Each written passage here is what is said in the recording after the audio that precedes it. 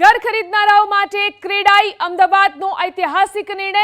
Builders હવે રેરા દ્વારા અધિકૃત કાર્પેટ એરિયાના આધારે જ ખરીદ વેચાણ કરી શકશે અને સુપર બિલ્ડઅપ એરિયાના આધાર પર મિલકતને વેચાણ કરવાની જૂની પ્રથાને સમાપ્ત કરશે। અત્યાર સુધી ડ્યુઅલ સેલિંગ પદ્ધતિ રેરા એરિયા અને સુપર બિલ્ડઅપ એરિયા મુજબ મિલકત વેચાણ કરવામાં આવતું હતું, જેમાં ડેવલપર રેરા એરિયા સિવાય પાર્કિંગ અને સ્કીમમાં આપવામાં આવતી એમ્યુઝમેન્ટના આધારે સુપર બિલ્ડઅપ એરિયા ગણી અને તેનો ભાવ ગણતા હતા, જેમાં ખરીદનારને ફરજિયાત સુપર બિલ્ડઅપ એરિયાનો ભાવ જ આપવો પડતો હતો, જેમાં કોઈ પણ બાબતની સ્પષ્ટતા નહોતી, જે બાબતે અનેકવાર ખરીદદાર અસમંજસમાં રહેતા હતા।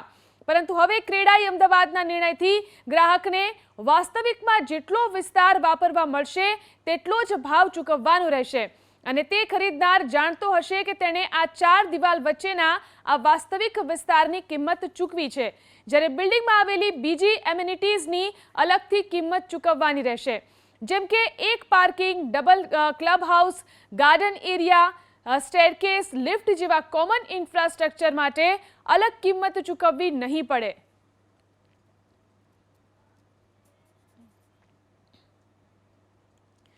આ વિશે વાતચીત કરવા માટે ક્રેડાઈના પ્રેસિડેન્ટ ધ્રુવ પટેલ આપણી સાથે ફોન લાઈનથી જોડાયા છે। ધ્રુવભાઈ, જે આ નવો નિર્ણય કરવામાં આવ્યો છે તેને કઈ રીતે જોઈ રહ્યા છો? આ એક પ્રોપર્ટીના ક્ષેત્રમાં, રિયલ એસ્ટેટ ક્ષેત્રમાં એક ગેમ ચેન્જિંગ ઇનિશિયેટિવ અમે લીધો છે, જેનાથી પારદર્શિતા, ટ્રસ્ટ બિલ્ડિંગ અને apple to apple comparison consumer, investor કે કોઈ પણ બહારથી માઇગ્રેટ થઈને આવનાર વ્યક્તિ જ્યારે અમદાવાદમાં પ્રોપર્ટી ખરીદે તો એ કરીને અને પછી નિર્ણય લઈ શકશે। ધ્રુવભાઈ, આમાં જે મિલકત ખરીદનારાઓ છે, જે પ્રોપર્ટી ખરીદનારાઓ છે, તેમને કેટલો ફાયદો થઈ શકે?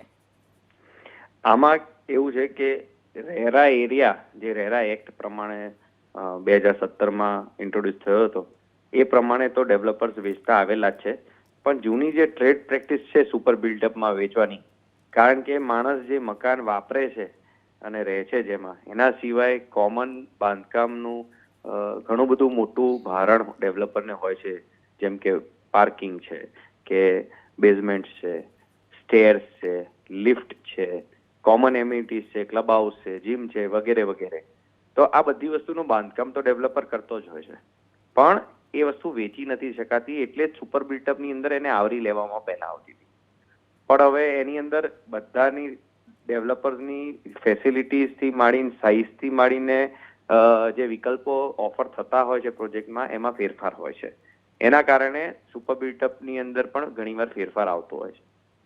હવે અમે ક્રેડાઈ અમદાવાદ એવો નિર્ણય લીધો છે કે હવે આ વસ્તુમાંથી આપણે બહાર નીકળી જઈએ અને ખાલી નેટ યુઝેબલ એરિયા, જે રેરા એરિયા કહેવાય, જે ગ્રાહકને મળે છે, એના બેઝ ઉપર જ વેચાણ કરવાનું અને બાકીની જે ફેસિલિટીઝ ને જે સગવડો આપે છે પ્રોજેક્ટમાં, એ ફેસિલિટીઝ ને એમ્યુનિટીઝની ધારાધોરણના બેઝ ઉપર apple to apple area compare કરીને ગ્રાહક ખરીદ કરી શકશે। તો આનાથી બહુ મોટી ટ્રાન્સપરન્સી આવશે। જી, આભાર અમારી સાથે જોડાઈને વાત કરવા માટે।